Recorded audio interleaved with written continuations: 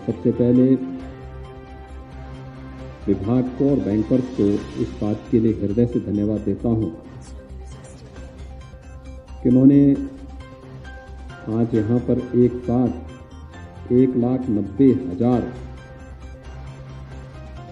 उद्यमियों,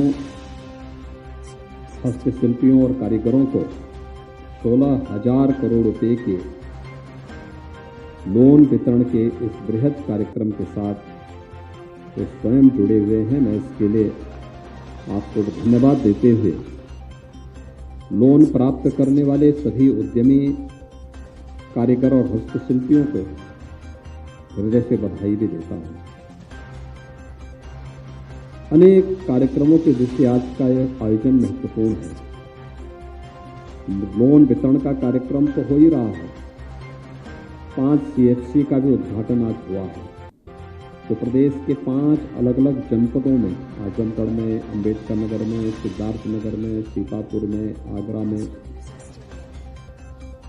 स्थानीय उत्पाद के प्रमोशन के लिए स्थानीय स्तर पर वह किस रूप में कार्य करेगी, उससे जुड़े हुए और उसके संचालकों के साथ अभी संवाद के कार्यक्रम को आपने देखा होगा। यही अंतर है। 2017 के पहले ये क्षेत्र पूरी तरह उपेक्षित था, मृतप्राय सा हो गया था। लोगों में हताशा थी, निराशा थी। और 2017 में जब प्रदेश में नई सरकार का गठन हुआ, उस समय हम लोगों के सामने यह भी एक चुनौती थी। उत्तर प्रदेश की उस समय बेरोजगारी की जो दर थी वो 18% से अधिक थी। देश की सबसे बड़ी आबादी का राज्य है तो सबसे अधिक युवा भी होंगे। सबसे अधिक युवा हैं तो उनकी सबसे अधिक आकांक्षाएं भी होंगी और उसके अनुरूप अपना कार्यक्रम बनाने के लिए उत्तर प्रदेश जैसे राज्य में, जहां पर कृषि के अलावा रोजगार का दूसरा साधन था ही नहीं, और कृषि में भी हमारे 200 से अधिक विकासखंड ऐसे थे जो डार्क जोन घोषित हो गए थे। वहां कोई ट्यूबवेल नहीं लग सकता था, वहां पर सिंचाई की सुविधा के लिए कोई अन्य इस प्रकार की व्यवस्थाएं नहीं थी। प्रदेश के अंदर केंद्र सरकार के द्वारा बार बार विभिन्न प्रकार की योजनाओं की घोषणा के बावजूद तत्कालीन जो सरकारें थी उससे पहले की, वे उन योजनाओं में रुचि नहीं ले रही थी। नमामि गंगे परियोजना को प्रभावी ढंग से लागू करने में कोई रुचि नहीं थी उनकी। प्रदेश के अंदर लुप्त प्राय हो रही नदियों को संरक्षित किया जाए, इसके बारे में भी कोई कार्यक्रम नहीं था। कमी पैसे की नहीं थी, केंद्र के सहयोग की भी नहीं थी, राज्य सरकार की इच्छा शक्ति की थी। और 2017 में आने के बाद जब इच्छा शक्ति बलवती हुई और राज्य सरकार ने इस पर कार्य प्रारंभ किया, तो न केवल एग्रीकल्चर के क्षेत्र में हम लोगों ने उन अनंत संभावनाओं को आगे बढ़ाया, बल्कि परंपरागत उद्यम को प्रोत्साहित करने के लिए 2018 में, जब 24 जनवरी 2018 को हम लोगों ने प्रदेश की राजधानी लखनऊ में एक जनपद एक उत्पाद की योजना प्रारंभ की, तो बहुत सारे लोगों को लगता था ये हम क्या कर रहे हैं। अचानक नहीं किया था, इस पे हमने शोध किया था, इस पे व्यापक कार्य योजना बनाई थी। और मैं तब भी इस बात को मानता था कि एक जनपद एक उत्पाद की योजना हमारे परंपरागत उद्यमियों के साथ साथ उत्तर प्रदेश को एक्सपोर्ट का एक हब बना देगा। और आज मुझे बताते हुए प्रसन्नता है कि उत्तर प्रदेश में, जिस उत्तर प्रदेश की 2016 तक एक्सपोर्ट कुल 80,000 करोड़ के आसपास थी, आज वो बढ़ करके 1,56,000 करोड़ रुपए तक वार्षिक पहुंच चुकी है। उत्तर प्रदेश के अंदर एग्रीकल्चर के बाद सूक्ष्म लघु उद्यम, मध्यम जो उद्यमियों ने, हस्तशिल्पी और कारीगरों ने अपने कौशल का जो परिचय दिया, आज हम सबके सामने है। बहुत बड़े पैमाने पर रोजगार का सृजन हुआ। सरकार ने प्रोत्साहन देना प्रारंभ किया, बैंकर्स का सकारात्मक सहयोग प्राप्त हुआ। आज परिणाम है कि उत्तर प्रदेश बेरोजगारी की दर को कम करने में, जो देश का सबसे बड़ा राज्य है, सबसे अधिक युवा हमारे पास हैं, उन युवाओं की आकांक्षाओं के अनुरूप रोजगार देने में भी हम लोगों ने सफलता प्राप्त की।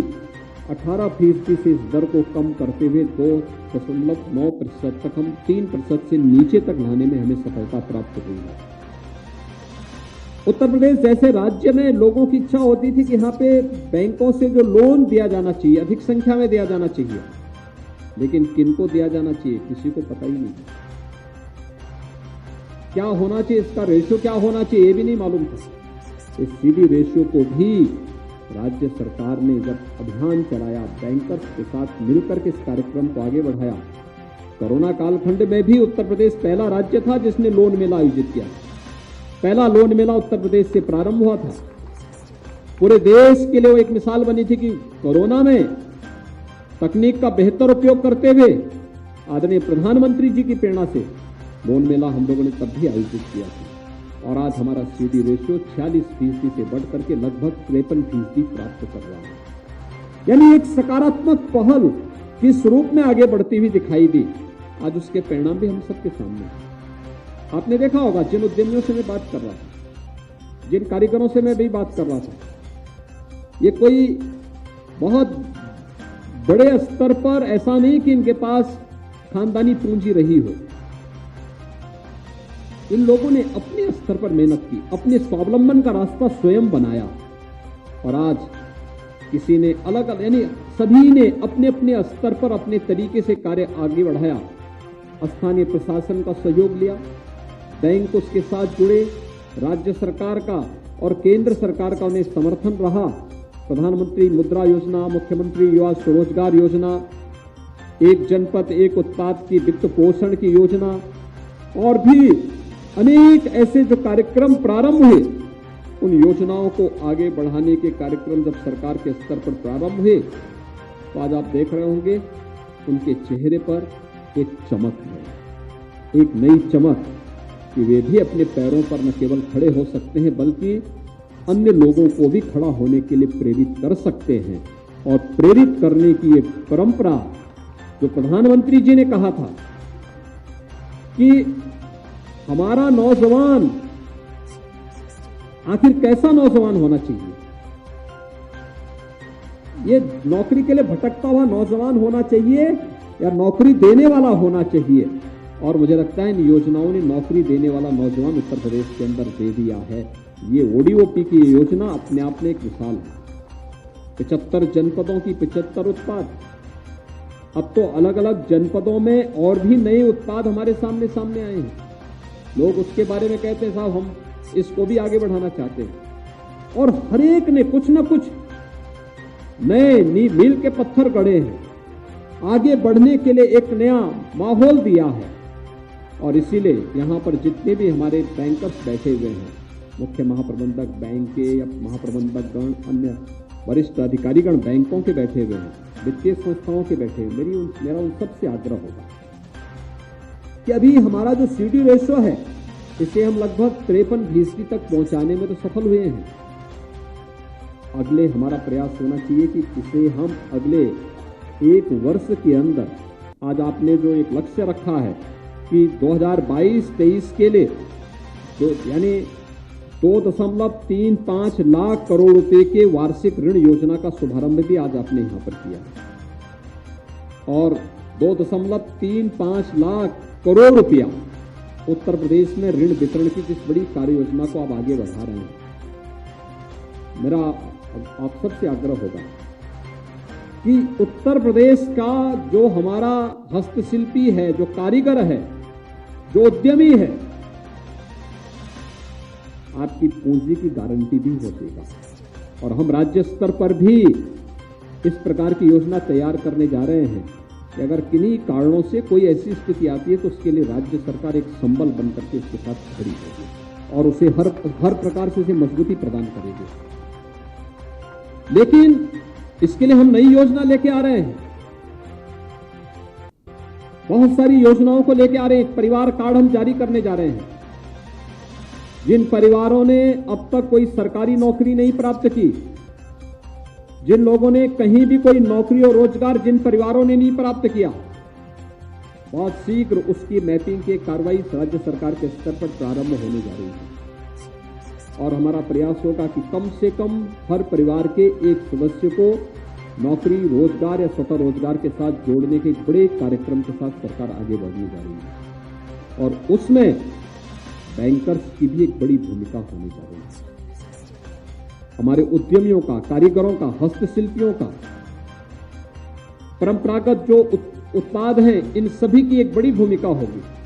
और जिससे मैं आप सबका आह्वान करूंगा कि हम अगले एक वर्ष के दौरान प्रयास करें कि यूपी के सीडी रेशो को हम लोग 53 से बढ़ा करके 55 तक पहुंचाने में योगदान दे सकें। और अगले 5 साल का एक लक्ष्य तय हो कि हम इसको 60% तक पहुंचाने में भी हम इसको आगे बढ़ा सकें। यानी यह कर्म दर कर्म आगे बढ़ता हुआ दिखाई देगा तो लोगों के मन में एक विश्वास बैंकों और वित्तीय संस्थाओं के प्रति भी बढ़ेगा। आज अक्सर मेरे पास नौजवान आता है, कहता था हम 2 कमियां मैं देखता हूं और मैं बार बार अपनी संस्थाओं से इस बारे में कहता हूं कि शासन की योजना जिनके लिए बनाई जाती है उनको योजनाओं की जानकारी नहीं हो पाती। कारण है हमारी शिक्षण संस्थाएं, प्रशिक्षण संस्थाएं एक प्रकार का तटस्थ भाव रखती हैं शासन की योजनाओं से। उनके लिए अनिवार्य होना चाहिए कि वे केंद्र और राज्य सरकार की हर एक उन योजनाओं के साथ जुड़े जो लोक कल्याण के लिए है, जो रोजगार के लिए है, जो स्वावलंबन के लिए बनी हुई है। उन योजनाओं की जानकारी उन्हें होनी चाहिए, पॉलिसीज की जानकारी उन्हें होनी चाहिए। और दूसरा, बैंकों के पास भी उस प्रकार की वो होनी चाहिए कि शासन की कौन सी योजना किस युवा के लिए, किस उद्यमी के लिए कहां पर उपयोगी हो सकती है। और बैंक भी अगर अपने नोडल अधिकारी के माध्यम से उस प्रकार के कार्यक्रमों को आगे बढ़ा देगी तो जो हमारे पास अक्सर नौजवान आते हैं कि हमें बैंक से लोन नहीं मिल पा रहा है, हमें इस क्षेत्र में कहां जाना है, अगर ये 2 संस्थान मिलकर के इस कार्यक्रम को आगे बढ़ा दे तो जनपद का हमारा जिला उद्योग केंद्र और जिला प्रशासन बैंकर्स के साथ मिलकर के न केवल बैंकों के व्यवसाय को आगे बढ़ाने में बहुत बड़ी मदद कर सकता है, बल्कि पैसे का तो यही एक पुरातन व्यवस्था भी है कि अगर आप पैसा एक जगह जमा कर देंगे तो डंप हो जाएगा तो उसकी वैल्यू वहीं पे स्थिर हो जाएगी। अगर हम उसको सर्कुलेशन में लेके आ जाएंगे तो उसकी वैल्यू भी बढ़ेगी। और मुझे लगता है पैसा जितना मार्केट में जितना घूमेगा, जितने उसकी रफ्तार बढ़ेगी, उतनी तेजी के साथ वह अर्थव्यवस्था को भी मजबूती प्रदान करते हुए आपके व्यवसाय को भी बढ़ाने में मदद करेगा। और बैंकों को इस दिशा में आगे बढ़ने की इस कार्य योजना के साथ आगे कार्य करना होगा। मैं धन्यवाद दूंगा कि आज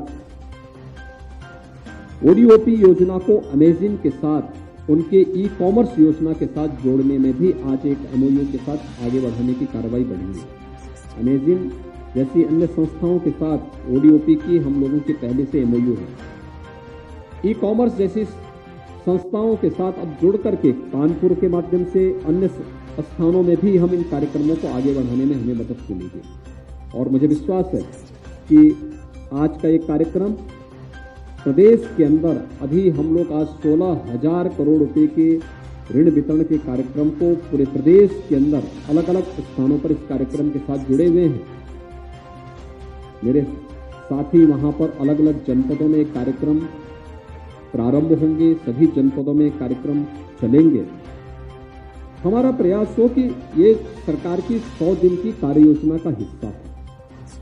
अभी हम 6 महीने के अंदर फिर 25 सितंबर के अंदर फिर से एक बार फिर से मिलेंगे और हमारा प्रयास हो कि तब के लिए फिर की कार्य योजना हमारी आगे बढ़े, जिससे 2,35,000 करोड़ रुपए के जिस लोन वितरण के कार्यक्रम को हम आगे बढ़ाने का कार्य कर रहे हैं, सही और पात्र लोगों तक शासन की योजनाओं का लाभ उन्हें उपलब्ध कराने में बैंकर्स की मदद से उन्हें आगे बढ़ाने के लिए एक प्लेटफॉर्म उपलब्ध करा पाएंगे और हम उत्तर प्रदेश के सीडी रेशो को भी बेहतर करने में हमें सफलता प्राप्त हो पाएगी।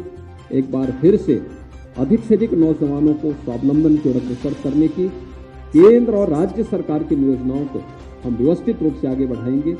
इस विश्वास के साथ मैं एक बार फिर से जो भी लाभार्थी आज यहाँ पे लोन प्राप्त कर रहे हैं उन सभी कारीगर, हस्तशिल्पी और उद्यमियों को मैं हृदय से बधाई देता हूँ और विश्वास व्यक्त करता हूँ। एक और मुझे उनसे कहना है, प्रधानमंत्री जी डिजिटल बैंकिंग की बात कर रहे हैं तो उन सब से बैंकों से मेरा आग्रह होगा कि जो भी लोग लोन प्राप्त कर रहे हैं डिजिटल लेन देन के साथ अगर हम उन्हें जोड़ सकेंगे, उसकी ट्रेनिंग दे सकेंगे तो यह डिजिटल बैंकिंग को भी प्रोत्साहित करने का एक बेहतरीन माध्यम मिलेगा। क्योंकि उत्तर प्रदेश में जितना मैन पावर आपको मिलेगा, जितना अच्छा स्कोप आपके सामने होगा, मुझे लगता है कि वह अन्यत्र मिलना कठिन होगा और इसका हमें बेहतर लाभ उठाना होगा। मैं एक बार फिर से आप सबके प्रति हृदय से अपनी शुभकामनाएं देता हूं। बहुत बहुत धन्यवाद। जय। हमसे जुड़े रहने के लिए हमारे YouTube चैनल को सब्सक्राइब करें और नई वीडियो की नोटिफिकेशन के लिए बेल आइकन को दबाएं।